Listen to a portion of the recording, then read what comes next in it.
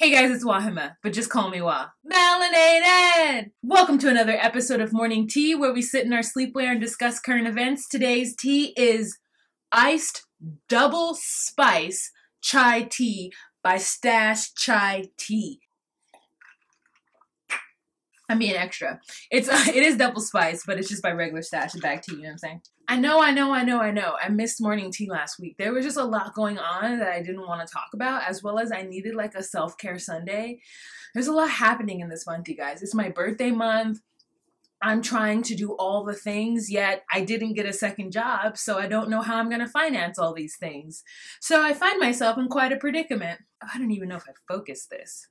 Is it focused? Okay, so anyways, yeah guys, it's my birthday month. I'm trying to do all the things that I want to do this month, you know, treat yourself.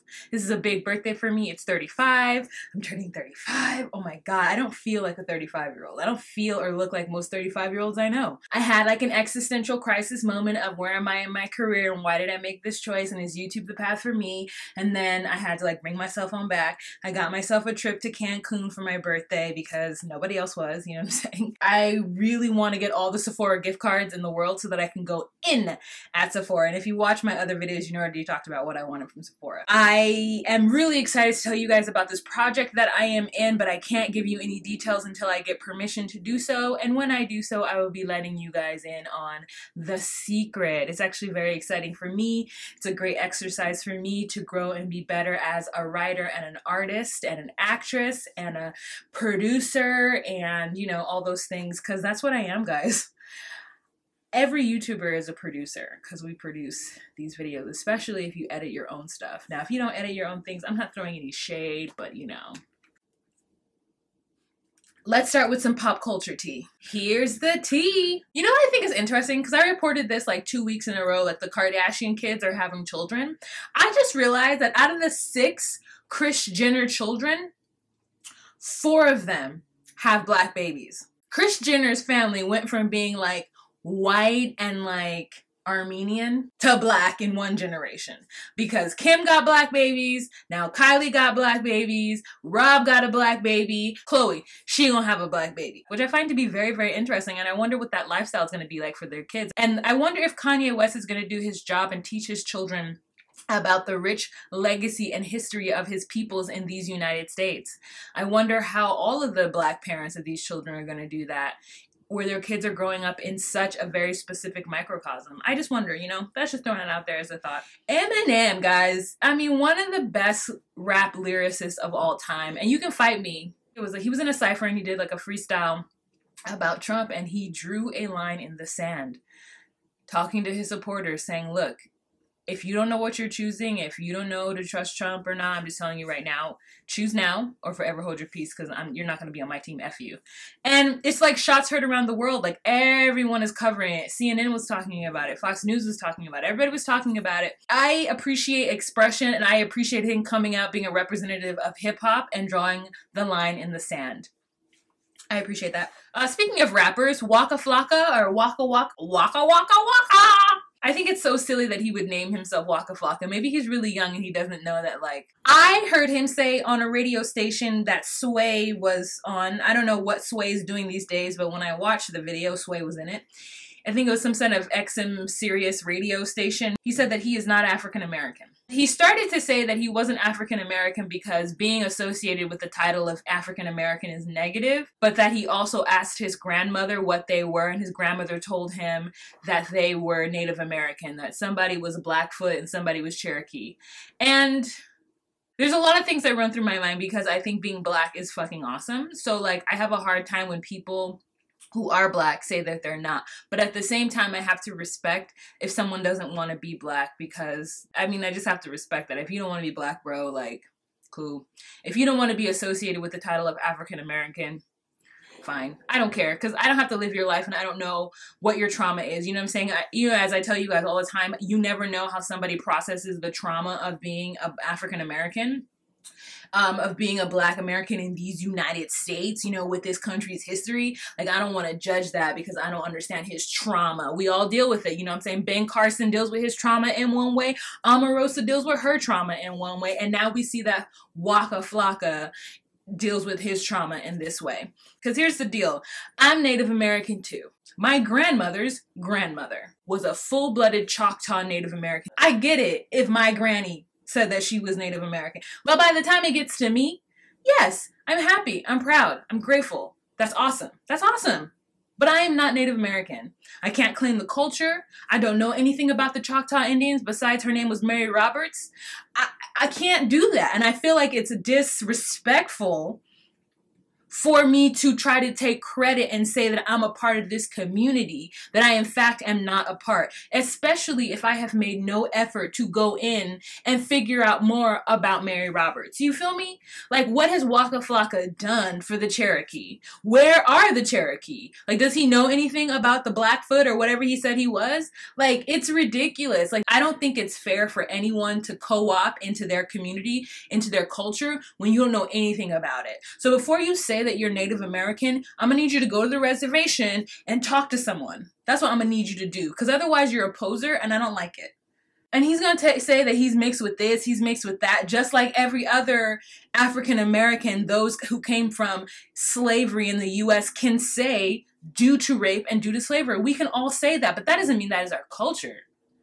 You feel me? It's just so sad. It's so sad. And I wish the best for him. I hope he gets better in his head. And I hope he comes to peace with being African American and what that means, and I hope he stops allowing society to tell him how he should feel about his culture, you know? All right, so the last thing I want to talk about in pop culture is Harvey Weinstein. So Harvey Weinstein has been Hollywood's like open predator, you know? Like, there's always talk about casting directors and producers and directors taking advantage of people who want to be in the industry. It's part of it.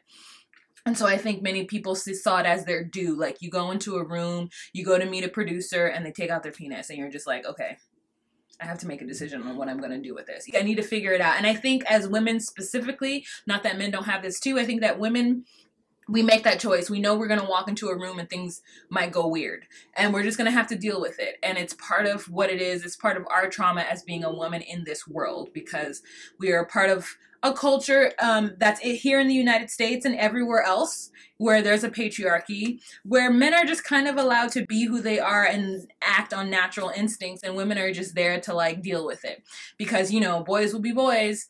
A lot of people now are coming out of the woodwork saying that he did that to them. And there was even jokes made on 30 Rock about it, about him being somebody who advances on young actresses, or even actresses who aren't so young. Gwyneth Paltrow had an issue with him, and she's like second generation actor. You know what I'm saying? Like, so it's not like her parents don't have clout in Hollywood, and she had to deal with it. The same with Angelina Jolie, again, second generation actress. Like, so it's just, it's a well-known thing, and I don't know how I don't know who finally stepped up and said, hey, yeah, this guy is doing this, but there was, you know, sexual harassment lawsuit, and now all these people are coming out. And Woody Allen, wherever he is hiding under a rock, come out and say, oh, I really feel sorry for Harvey Weinstein, and I hope it's not a witch hunt, and I'm so sad for him. It's like, Woody, we all know what you did, and you got away with it, so I'm gonna just need you to go back underneath that rock, boo, because nobody cares. I also think it's interesting that a lot of men are coming forward. James Van Der Beek came forward about sexual harassment.